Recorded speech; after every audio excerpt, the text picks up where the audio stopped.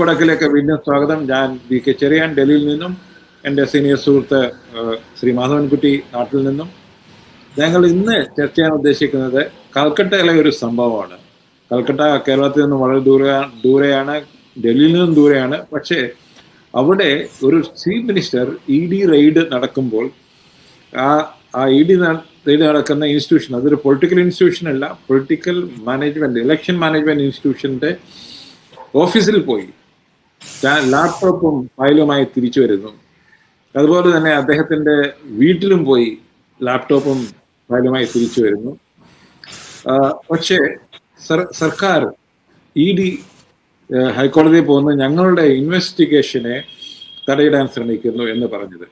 അത് ഇൻവെസ്റ്റിഗേഷൻ നടത്തുന്നത് ഒരു കോൾ സ്കാം, അത് വർഷങ്ങളായി ഇൻവെസ്റ്റിഗേഷൻ നടത്തുന്ന ഒരു കോൾ സ്കാമിന്റെ പുറത്താണ്. അതുകൊണ്ട് തന്നെ നമ്മൾ ഐപാക് എന്താണെന്ന് മനസ്സിലാക്കേണ്ടിയിരിക്കുന്നു. ഐപാക് എന്ന് പറഞ്ഞത് BJP അധികാരത്തിൽ കൊണ്ടുവന്ന ഒരു പൊളിറ്റിക്കൽ കമ്മ്യൂണിക്കേഷൻ ഏജൻസിയാണ്. അതിൻ്റെ തലവനായിരുന്നു പ്രശാന്ത് കിഷോർ. അദ്ദേഹം പുതിയ പാർട്ടി ഉണ്ടാക്കാൻ വേണ്ടി ബീഹാറിൽ പോയപ്പോൾ വേറെ ഒരാൾ പ്രതീക് ജെയിൻ എന്ന പഠിപ്പിച്ചുള്ളൂ. അപ്പോൾ ഐപാക് ചെയ്യുന്നതെന്ന് വെച്ചാൽ ഈ ഒരു തിരഞ്ഞെടുപ്പിൽ വിജയിക്കാൻ വേണ്ട എല്ലാ കമ്മ്യൂണിക്കേഷൻ, എല്ലാ സംഘടനാപരമായ ഫാക്ടേഴ്സും കൂട്ടി യോജിപ്പിച്ച് അത് ഒരു പാർട്ടിക്ക് കൊടുക്കുകയാണ്. ഞാനത് പറയാനത് കാരണം എൻ്റെ ചില സുഹൃത്തുക്കൾ വഴി DMK കഴിഞ്ഞ പ്രാവശ്യം അധികാരത്തിൽ വന്നപ്പോൾ അവരും ഐപാക്കിനെ ഉപയോഗിച്ചിരുന്നു. എനിക്ക് തോന്നുന്നു ഇപ്പോഴും ഐപാക്ക് ആയിട്ട് കൂടെ വർക്ക് ചെയ്യുന്നുണ്ട്. ഞാൻ അവരുടെ ഓഫീസിൽ പോകാനിടയായി. ഒരു 500 പേര് ഇരുന്ന് ഓരോ കോൺസ്റ്റിറ്റ്യുവൻസിയിലും എന്തൊക്കെ നടക്കുന്നതെന്ന് മോണിറ്റർ ചെയ്യുന്നു. മാത്രമല്ല അവിടെ എന്തൊക്കെ ഇന്റർവെൻഷൻ വേണമെന്ന് DMKയോട് പറയുന്ന ഒരു സിറ്റുവേഷനാണ്. അതുപോലെ തന്നെയാണ് ബംഗാളിൽ നടത്തുന്നവർ. ഇത് കഴിഞ്ഞ ഇലക്ഷന് സ്വദേശ് കലി എന്ന ഒരു സ്ഥലത്ത് നടന്ന റയറ്റിൽ, ഹിന്ദു മുസ്ലിം റയറ്റ് പോലുള്ള ഒരു സിറ്റുവേഷനിൽ BJP ചില ലോക്സഭയിൽ കൂടുതൽ സീറ്റ് കിട്ടും എന്ന് അവർ വിചാരിച്ചു. പക്ഷേ ഞാൻ കേട്ടത് ഇത് ഐപാക് അവരെ വാൺ ചെയ്തുകൊണ്ട് മമതാ ബാനർജി എല്ലാ ബൂത്ത് ലെവൽ നേതാക്കന്മാരെയും നേരിട്ട് വിളിച്ച് ചെയ്യേണ്ട കാര്യങ്ങൾ പറഞ്ഞു എന്നാണ് പറയുന്നത്. അപ്പം ഇങ്ങനെയുള്ള ഒരു വളരെ ഓർഗനൈസ്ഡ് ഒരു കോർപ്പറേറ്റൈസ് ഒരു സ്ട്രക്ചറാണ് ഐപാക്കിൻ്റെത്.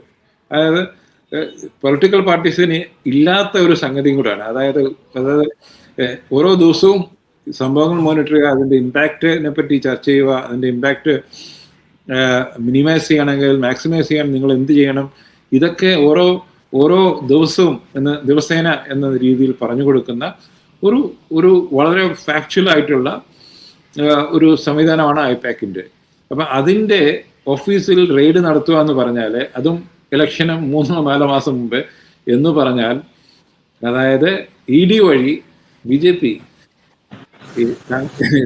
അവരുടെ സ്ട്രാറ്റജി, അവരുടെ ഡേറ്റ അതൊക്കെ കയ്യിൽ വെക്കാൻ നോക്കുകയാണ്.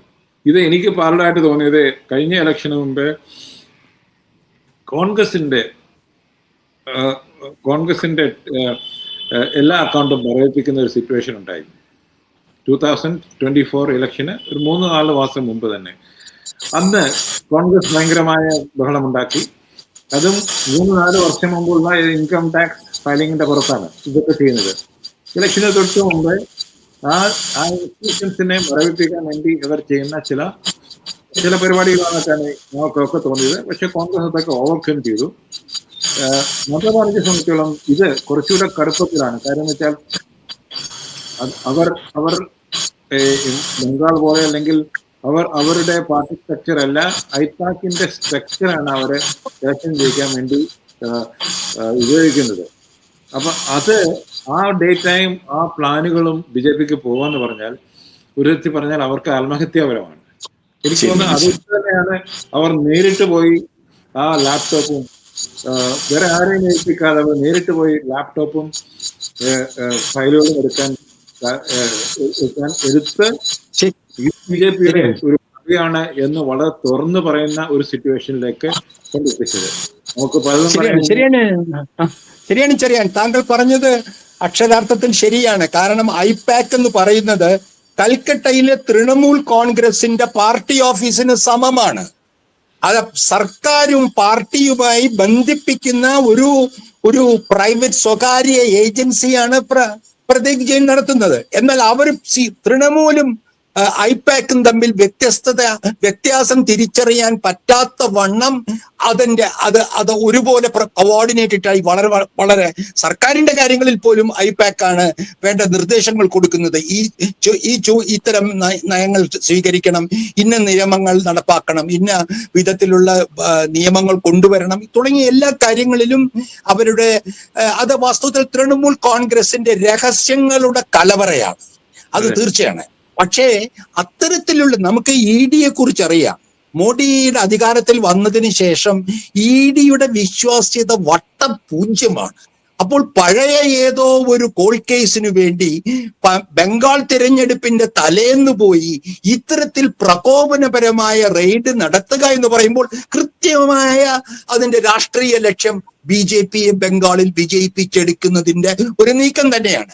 പക്ഷെ നമ്മൾ അത്ഭുതകരമായിട്ട് കാണുന്ന ഒരു കാര്യം, ഈ ED എല്ലാ സംസ്ഥാനങ്ങളിലും ഇതുപോലെ BJP ഇതര രാഷ്ട്രീയ പാർട്ടികൾ ഭരിക്കുന്ന സ്ഥലങ്ങളിലെല്ലാം ഇതുപോലെ ഇടപെടുകയും വളരെയധികം അതിന് അപകീർത്തികരമായി തീരുകയും ചെയ്യുന്നു. ഇപ്പൊ ഏറ്റവും ഒടുവിൽ EDയുടെ കേരളത്തിലെ തലവനായിരുന്ന സ്വർണ്ണവേട്ട കേസ് നടത്തിയിരുന്ന രാധാകൃഷ്ണനെ അവർ തന്നെ പിരിച്ചുവിട്ടു എന്നുള്ള വാർത്തയാണ് നമ്മൾ കേൾക്കുന്നത്. ഇപ്പൊ ഇത്തരത്തിൽ വിശ്വാസ്യതയില്ലാത്ത വെറും ഒരു പാവ ഏജൻസിയെ ഉപയോഗിച്ച് ബംഗാളിനെ പോലെ നിർണായകമായ ഒരു തെരഞ്ഞെടുപ്പ് നടക്കുന്നതിന്റെ തലേന്ന് ഇത് ചെയ്യാൻ കഴിയുക എന്ന് പറഞ്ഞാൽ ഒരു ഫാസിസ്റ്റ് ഭരണ സംവിധാനത്തിനകത്ത് മാത്രമേ കഴിയുകയുള്ളൂ. ഇവിടെ നമ്മളെ അത്ഭുതപ്പെടുത്തുന്ന കാര്യം, പിണറായി വിജയനോ സ്റ്റാലിനോ മറ്റാരും ചെയ്യാത്ത വിധം ഇവർ നേരിട്ട് തെരുവിലിറങ്ങി ശാരീരികമായി തന്നെ EDയെ തടയുന്നു എന്നുള്ളതാണ് ഈ രാഷ്ട്രീയത്തിന്റെ ഇതിന്റെ വ്യതിരക്തത. കാരണം തോമസ് ഐസക്കിനെതിരായിട്ട് പലതും വന്നു. അദ്ദേഹം എന്താണ് ചെയ്തത്? അദ്ദേഹം ടെലിവിഷന് മുന്നിൽ പറഞ്ഞു, അല്ലെങ്കിൽ ഹൈക്കോടതിയിൽ പോയി പരാതി കൊടുത്തു. ഇതൊക്കെയാണ് നമ്മൾ കണ്ടിട്ടുള്ളത്.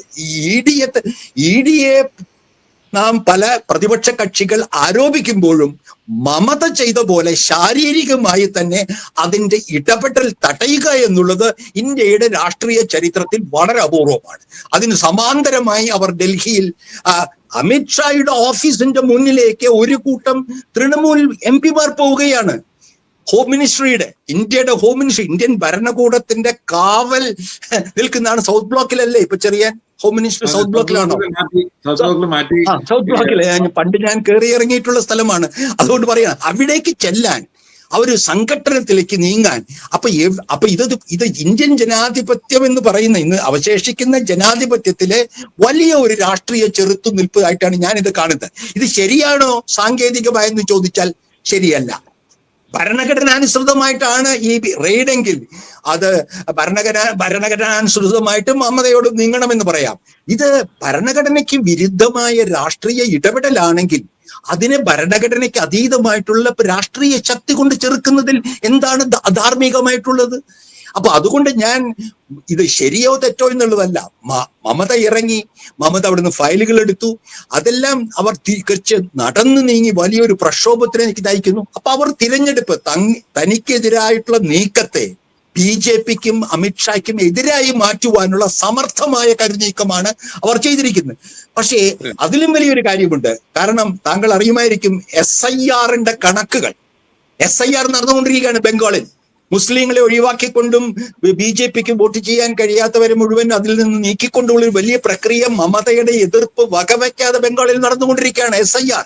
ഇപ്പൊ SIRനെ സംബന്ധിച്ചുള്ള രേഖകൾ, ഓരോ ബൂത്ത് തിരിച്ചുള്ള രേഖകൾ തൃണമൂലിൽ ഉണ്ട്. അത് പിടിച്ചെടുക്കാൻ കൂടിയാണ് ഈ പറയുന്ന മോഡി അമിത്ഷാ സർക്കാർ ശ്രമിക്കുന്നത്. അതുകൊണ്ടാണ് ഈ ചെറുത്തുനിൽപ്പ് ഇത്രയാവുന്നത്. അപ്പോൾ ഇങ്ങനെയൊരു അവസ്ഥയിൽ കാരണം എന്തായാലും ഇന്ന് ഇന്ത്യൻ എക്സ്പ്രസിന്റെ എഡിറ്റോറിയൽ പറയുന്നത് ഇത് ശരിയല്ല, എന്റെ agency, my agency versus your police എന്നുള്ള മട്ടിലേക്ക് ഇത് സെൻട്രലിനും സ്റ്റേറ്റിനും നല്ലതല്ല. പക്ഷെ ഇത് പ്രസിപ്പിറ്റേറ്റ് ചെയ്യുന്നത് ഇവിടെ നിന്നുള്ള ഒരു തീരുമാനമാണ്. ED അയച്ച് ഈ സമയത്ത് ചെയ്യുന്നതാണ്. ആ തീരുമാനത്തിന്റെ പുറത്താണ് മുഴുവനും ഉണ്ടാകുന്നത്. തീർച്ചയാണ് ഇതൊരു പാറ്റേൺ ഇല്ലേ ചെറിയാൻ? ഇത് 10 കൊല്ലമായി നമ്മൾ കാണുന്നൊരു പാറ്റേൺ ഇല്ലേ? ED എന്തിനാണ് ഉപയോഗിക്കുന്നത്? തിരഞ്ഞെടുപ്പ് വിജയിപ്പിക്കാൻ വേണ്ടി കോടതികളെ പോലും ഉപയോഗിച്ചുകൊണ്ടിരിക്കുന്നു. എല്ലാ സർവ്വ ഏജൻസികളെയും ഉപയോഗിച്ചുകൊണ്ടിരിക്കുന്നു. ഈ CBIയുടെ ഒരു റെയ്ഡിന് പണ്ട് 2019 തോന്നുന്നു ഒരു IPS ഉദ്യോഗസ്ഥനെ പിടിക്കാൻ വന്നപ്പോൾ മമത ഇതുപോലെ ഇറങ്ങിയത് ഓർമ്മയുണ്ടോ? 2019 രാജീവ് കുമാർ, പഴയ ഒരു IPS ഉദ്യോഗസ്ഥന് വേണ്ടി, തൃണമൂലിന്റെ വേണ്ടപ്പെട്ടയാള്. അപ്പൊ ഇതൊരു ശാരീരിക സംഘട്ടനത്തിലേക്ക് പോകുമ്പോൾ ബംഗാൾ പോലീസും CRP തമ്മിൽ ഈ വേണ്ടി വന്നാൽ ബംഗാൾ പോലീസും പട്ടാളവും തമ്മിലുള്ള സംഘർഷമാകാം. അപ്പൊ ഇതിലൊന്ന് ഇന്നത്തെ ഇന്ത്യൻ ഫാസിസ്റ്റ് സാഹചര്യത്തിൽ ഇതിൽ യാതൊരു അത്ഭുതവുമില്ല. ഇത്തരത്തിലുള്ള ഫെഡറൽ ഭരണഘടനയുടെ ഫെഡറൽ തത്വങ്ങളെ കാറ്റിൽ പറത്തി ഭരിച്ചുകൊണ്ടിരിക്കുമ്പോൾ ഇത്തരത്തിലുള്ള പ്രതികരണങ്ങളും ഉണ്ടാവും. അത് മമതയുടെ കാര്യത്തിൽ മമത അങ്ങനെയാണ്, ഒരു സ്ട്രീറ്റ് ഫൈറ്റർ എന്നാണ് അവരതുകൊണ്ട് അതിനുപയോഗിക്കുന്നു. പക്ഷെ എന്നെ അത്ഭുതപ്പെടുത്തിയ ചെറിയാൻ കോൺഗ്രസും CPIയും ഇതിൽ മമതയ്ക്കെതിരായിട്ടുള്ള പ്രസ്താവനകളുമായി വന്നിരിക്കുന്നു. എന്താണ് അതിന്റെ പുറകില്? ഞാൻ എന്റെ ഒരു സുഹൃത്തിനെ വിളിച്ച് ചോദിച്ചു, കൽക്കട്ടയിലെ സുഹൃത്തിനെ വിളിച്ചിട്ട് സംസാരിച്ചു. അദ്ദേഹം പറയുന്നത് ഈ പോൾ സ്കാമും അഭിജിത് ബാനർജിക്കെതിരെയുള്ള അന്വേഷണം കുറെ നാൾ നടക്കുന്നതാണ്, അതുകൊണ്ടാണ് കോൺഗ്രസും CPIയും അങ്ങനെ പറയുന്നത്. പക്ഷേ താങ്കൾ പറഞ്ഞ പോലെ ഇതിന്റെ സീരിയസ്നെസ് അവർക്ക് മനസ്സിലാക്കുന്നില്ല. നാളെ വെറും ബംഗാൾ രാഷ്ട്രീയത്തിന്റെ ഒരു കണ്ണാടിയിൽ കൂടി മാത്രം കാണേണ്ടതാണോ CPIയും കോൺഗ്രസും, രാഹുൽ ഗാന്ധിയുടെയും MA ബേബിയുടെയും പാർട്ടി? അല്ല, ഇത് തന്നെയാണ് കേരളത്തിൽ നടക്കുന്നത്. കേരളത്തിനെതിരെ ഉണ്ടായിരുന്നു കോൺഗ്രസ് ഇതേപോലെ സ്റ്റേറ്റ്മെന്റ് ആക്കും, അത് നമ്മൾ കണ്ടതാണ്. അപ്പൊ അതായത് ഇതാണ് എനിക്ക് വിഘടിച്ചു നിൽക്കുന്ന പ്രതിപക്ഷമാണ് BJPയുടെ ഐശ്വര്യം എന്ന് പറയേണ്ടി. അത് വീണ്ടും CPIന്റെ കേരളത്തിലെ സർക്കാർ കോൺഗ്രസിനെ വേട്ടയാടാൻ CBIയെ ഏൽപ്പിക്കുകയാണ് അല്ലെ? BJP നിയന്ത്രിക്കുന്ന CBIയെ ഏൽപ്പിക്കുന്നു. കോൺഗ്രസ് CPIനെ പ്രതിക്കൂട്ടിലാക്കാൻ EDയോട് ആവശ്യപ്പെടുന്നു. ഇത് എന്തുതരം രാഷ്ട്രീയ പരിഹാസമാണ്?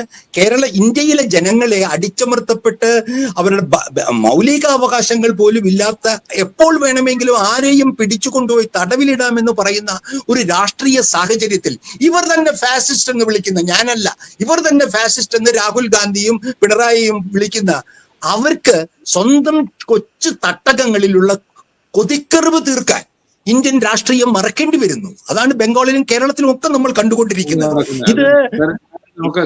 അതുകൊണ്ട് എന്റെ ഭയം വാസ്തവത്തിൽ മോഡി അല്ല. എന്റെ ഭയം അതിനെ ചെറുക്കാൻ ഇറങ്ങിയിരിക്കുന്ന ആളുകളുടെ അവരുടെ നിലപാടില്ലായ്മയാണ്. ഇപ്പൊ ബംഗാളിൽ നിന്ന് കോൺഗ്രസിന് വളരെ ശക്തി കുറവാണ്.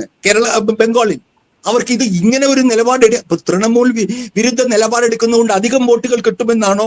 അവർ BJPക്ക് പോകേണ്ട വോട്ടുകൾ കോൺഗ്രസിലേക്ക് വരുമെന്നാണോ? അതാണോ CPIM ആഗ്രഹിക്കുന്നത്? അപ്പൊ യഥാർത്ഥത്തിൽ തിരഞ്ഞെടുപ്പിൽ മുഖ്യ ശക്തികളല്ലാത്ത രണ്ട് പാർട്ടികളാണ് ഇതിൽ കേന്ദ്രത്തിന്റെ പക്ഷം പിടിക്കുന്നത്. അത് വളരെ അസ്വസ്ഥജനകമാണ്. ചെറിയ ഞാൻ ഇത് കണ്ടുകൊണ്ട് ഇപ്പോൾ ഒരു ഹോളിവുഡ് ഫിലിം OTTയിൽ ഇറങ്ങിയിട്ടുണ്ട്, ന്യൂറംബർഗ് ട്രയൽസിനെ. താങ്കളൊന്ന് കാണണ്ടാണ്, എല്ലാവരും കാണണ്ടാണ്. അവർ ഉപസംഹരിക്കുന്ന ഒരു വാചകമുണ്ട്. അതായത് ഒരു സൈക്കാട്രിസ്റ്റ്, ഈ പിടിക്കപ്പെട്ട ആൾക്കാരെ അവരുടെ മനസ്സ് അനലൈസ് ചെയ്ത ഒരു സൈക്കാട്രിസ്റ്റ്, അദ്ദേഹത്തിന്റെ ഉപദേശം കൊണ്ടാണ് അവർക്ക് ലീഗലായിട്ട് പോലും അവരെ തളർത്താൻ കഴിഞ്ഞത്, അല്ലെങ്കിൽ അവരെ തൂക്കിലേറ്റാൻ കഴിയുന്ന ഒരു സിറ്റുവേഷൻ ഉണ്ടാക്കാൻ കഴിഞ്ഞത്. അദ്ദേഹം പറയുന്ന ഒരു സംഗതി ഉണ്ട് അവസാനത്തെ ഒരു ചർച്ചയിൽ. അതായത് അവർ ചെയ്തത്, ഫാസിസ്റ്റുകൾ ചെയ്തത്, അവരുടെ ഈ മെന്റാലിറ്റി, എക്സ്ക്ലൂഷൻ, ഇങ്ങനെയുള്ള മെന്റാലിറ്റി ഉറപ്പിക്കാൻ വേണ്ടി എല്ലാ കാര്യങ്ങളും ചെയ്തു. ആ മെന്റാലിറ്റി എല്ലാ ഭരണാധികാരികളും എല്ലാ ഡെമോക്രസിയിലും ഉണ്ട്. അത് നമ്മൾ ഉൾക്കൊള്ളിക്കുന്നോ ഇല്ലയോ, അതിന് സഹായകരമായിട്ടാണോ നിങ്ങളെ പ്രവൃത്തി എന്നാണ് നിങ്ങൾ നോക്കേണ്ടത് എന്ന് പറഞ്ഞ് ഞാൻ അതിശയിച്ചു പോയി.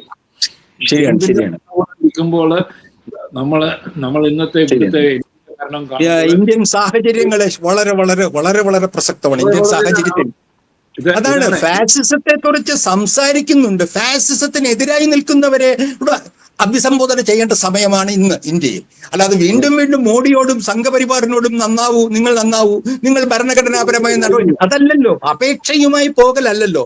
ചെറുത്തുനിൽപ്പിന്റെ ഒരു കാലഘട്ടത്തിൽ മമതാ ബാനർജി ചെയ്തത് ശരിയോ തെറ്റോ എന്ന് സാങ്കേതിക അർത്ഥത്തിൽ നിങ്ങൾക്ക് വിശദീകരിക്കുകയല്ല വേണ്ടത്. യഥാർത്ഥ മൂർത്ത രാഷ്ട്രീയ സന്ദർഭത്തിൽ അവരുടെ ചെറുത്തുനിൽപ്പ് ജനകീയമാണോ, ജനങ്ങളുടെ അനുകൂലമാണ്, വെസ്റ്റ് ബംഗാളിലെ ജനങ്ങൾക്കും അവർക്കും അനുകൂലമാണോ എന്നല്ലേ പരിശോധിക്കേണ്ടത്. അത് ചെറിയ കക്ഷികളായ അവർക്ക് അനുകൂലമാണ് അത് ഒരു ഭാഗം. പക്ഷേ ഒരു തിരഞ്ഞെടുപ്പ് പ്രക്രിയ തുടങ്ങുമ്പോൾ അത് ജനങ്ങൾക്ക് കിട്ടേണ്ട ഒരു ന്യായമായ അവകാശങ്ങളുണ്ട്. രണ്ട് ഗ്രൂപ്പിനെയും നേരാമണ്ണം കേട്ടിട്ട് തീരുമാനിക്കാനുള്ള ഒരു അവകാശം അത് നിഷേധിക്കുന്ന രീതിയിലാണ്. അത് തൃണമൂലിനെ ഡിമോറലൈസ് ചെയ്തിട്ട് ഞങ്ങളുടെ മാത്രം സന്ദേശങ്ങൾ, ഞങ്ങളെ മാത്രം വോട്ട് ചെയ്യുക എന്നുള്ള രീതിയിലേക്ക് കൊണ്ടുപോകുന്ന ഒരു പ്രക്രിയ. നമ്മൾ പറയുന്നത് ഞാൻ മമതാ ബാനർജി വളരെ വ്യക്തിപൂജയിലും സ്വന്തം ശക്തിയിലുമൊക്കെ വയ്ക്കുന്ന ഒരു അമിതാധികാര ആസക്തിയുള്ള ഒരു രാഷ്ട്രീയ നേതാവാണ്. അതിൽ സംശയമൊന്നുമില്ല. ബംഗാളിൽ അവരുടെ ഭരണത്തിന് കീഴിൽ നടക്കുന്ന അഴിമതികളും നമുക്കറിയാം. പക്ഷെ ഇത്തരത്തിൽ ദേശീയ രാഷ്ട്രീയത്തിന് മുൻഗണന കിട്ടേണ്ട ഒരു രാഷ്ട്രീയ സന്ദർഭത്തിൽ അവരെ ഒറ്റപ്പെടുത്തുന്നത് എത്ര കണ്ട് ഇന്ത്യൻ ജനാധിപത്യത്തിന് ഗുണകരമാണെന്നുള്ള കാര്യത്തെക്കുറിച്ച് എല്ലാ ജനാധിപത്യവാദികളെയും പോലെ നമുക്കും ധർമ്മസങ്കടം പങ്കിടാം, എന്നല്ലാതെ ഒന്നും പറയാൻ കഴിയുന്നില്ല. അതല്ലേ. മാത്രമല്ല, ഇങ്ങനെയുള്ള സംഭവങ്ങൾ നമ്മൾ നോക്കേണ്ടത് ഇത് ഫാസിസത്തെ ചെറുക്കാനുള്ളതാണോ അതോ സഹായിക്കാനുള്ളതാണോ എന്ന് മാത്രം രീതിയിലേക്ക് നമ്മുടെ രാജ്യം തുടങ്ങിക്കഴിഞ്ഞു എന്ന് പറയേണ്ടി വരും. അതെ, താങ്കൾ പറഞ്ഞ വളരെ ശരിയാണ്. അവസാന വിശകലനത്തിൽ നിങ്ങളുടെ ഓരോ ഇടപെടലും, ഓരോ പ്രവൃത്തിയും ഫാസിസത്തെ സഹായിക്കുന്നോ ഇല്ലയോ എന്ന് പണ്ട് ഗാന്ധിജി പാവപ്പെട്ടവരുടെ കാര്യത്തിൽ പറഞ്ഞ പോലെ, അവസാനം സംശയമുള്ളപ്പോൾ ഏറ്റവും പാവപ്പെട്ടവന്റെ കാര്യം ആലോചിക്കൂ എന്ന് പറയുന്നത് പോലെ, ഇന്ന് ഇന്ത്യയിൽ നിങ്ങൾ എന്ത് പ്രവൃത്തിയും വാക്കും, നിങ്ങളുടെ ഓരോ പ്രവൃത്തിയും വാക്കിനെയും നിർണ്ണയിക്കേണ്ടത് അത് ഭരണ ഫാസിസത്തെ സഹായിക്കുമോ ഇല്ലയോ എന്നുള്ള അളവുകോൽ കൊണ്ടായിരിക്കണം. അത് CPM-നെ പോലെ ഒരു കമ്മ്യൂണിസ്റ്റ് പാർട്ടി, കോൺഗ്രസിനെ പോലെ രാഹുൽ ഗാന്ധി ധീരമായി നയിക്കുന്ന ഒരു ഇന്ത്യ ബ്ലോക്കിന്റെ അംഗം, ഇവരിങ്ങനെ ഇത്തരത്തിൽ പ്രാദേശിക രാഷ്ട്രീയത്തിന്റെ കുഴൽക്കണ്ണാടിയിലൂടെയാണല്ലോ ഫാസിസത്തെ ഫൈറ്റ് ചെയ്യുന്നതെന്ന് പറയുന്നത് നമുക്ക് വലിയ രക്ഷയുണ്ടെന്ന് തോന്നുന്നില്ല. ചെറിയ അത് അവിടെയാണ് അവരുടെ വിജയം, BJP-യുടെയും അല്ലെങ്കിൽ ഫാസിസ്റ്റ് ശക്തികളുടെ വിജയം അത് തന്നെയാണ്. അത് മനസ്സിലാക്കി നമ്മുടെ മറ്റു പാർട്ടികൾ ഇത് അവരുടേതായ ലോക്കൽ ബെനിഫിറ്റ്സിന് പകരം ദേശീയമായ ഒരു ആറ്റിറ്റ്യൂഡിൽ പെരുമാറും എന്ന് ഞങ്ങൾ ആഗ്രഹിക്കുന്നു, അങ്ങനെ കാണുവാൻ ആഗ്രഹിക്കുന്നു. നന്ദി, നമസ്കാരം. വേറെ വിഷയമായി ഞങ്ങൾ വീണ്ടും വിളിക്കുന്നു.